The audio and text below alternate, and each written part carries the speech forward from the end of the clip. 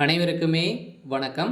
சற்று முன் கிடைத்திருக்கக்கூடிய ஒரு மிக மிக முக்கியமான செய்தி ஒன்று வெளியாகியுள்ளது.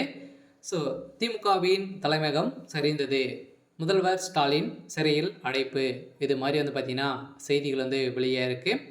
இப்போ பார்த்தீங்கன்னா திமுகவுடைய தலைமையகத்துக்கு ஒரு மிகப்பெரிய ஒரு இடியாக தான் விழுந்திருக்கு இல்லையா? ஸோ திமுகவுடைய பெரிய பினாமியுடைய வீட்டில் பார்த்தீங்கன்னா அமலாக்கத்துறை வைத்த கையின் அடிப்படையில் இப்ப அவர்கள் கொடுத்த வாக்குமூலத்தின் அடிப்படையிலும், இப்ப அவர்கள் வீட்டில் சிக்கிய முக்கிய ஆவணங்கள்லாம் சிக்கியிருக்கு. ஸோ இந்த நிலையில் தான் திமுகவுடைய முக்கிய பினாமியாக இருக்கக்கூடிய 3 அமைச்சர்கள் வீட்டில் பார்த்தீங்கன்னா அதிரடியாக ரெய்டுகள் நடந்தது. சம்மந்தப்பட்ட 10க்கும் மேற்பட்ட இடங்களில் ரைடுகள் நடந்தது இல்லையா? அமைச்சர் செந்தில் பாலாஜி, அமைச்சர் ஜெகத் ரட்சன், ஏவா வேலு சம்மந்தப்பட்ட டாஸ்மாக் தலைமை அலுவலகத்திலும், கோவையில் தனியார் மதுபான ஆலயத்திலும், கரூரில் உள்ள ஒப்பந்ததாரர்களின் வீடுகளிலும் பார்த்தீங்கன்னா அதிரடியாக ரெய்டுகள் நடந்து, இதற்கு தொடர்ந்து 10க்கும் மேற்பட்ட அவருடைய நண்பர்களுடைய வீட்டிலும், அரசு அதிகாரிகளுடைய வீட்டிலும் ரெய்டுகள் நடந்தது.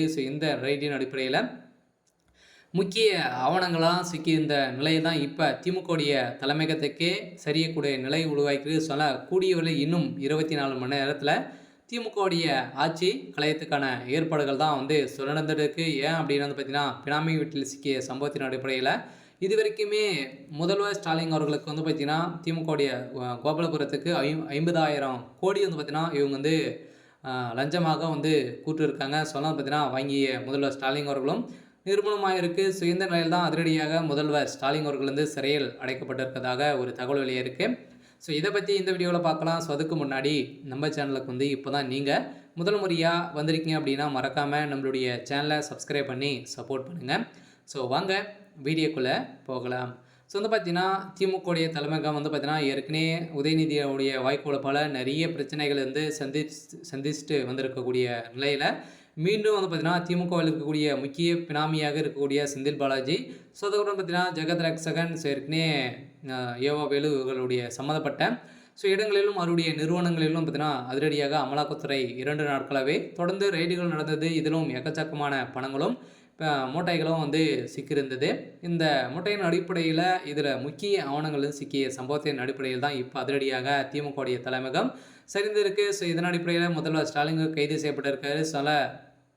திமுகவுடைய ஆட்சி கலையத்துக்கான ஏற்பாடுகள் நடந்திருக்கு. ஏற்கனவே தமிழகத்துடைய பாஜகவுடைய தலைவர் அண்ணாமலை அவர்கள் பார்த்தீங்கன்னா எச்சரிக்கை கொடுத்துருந்தாரு.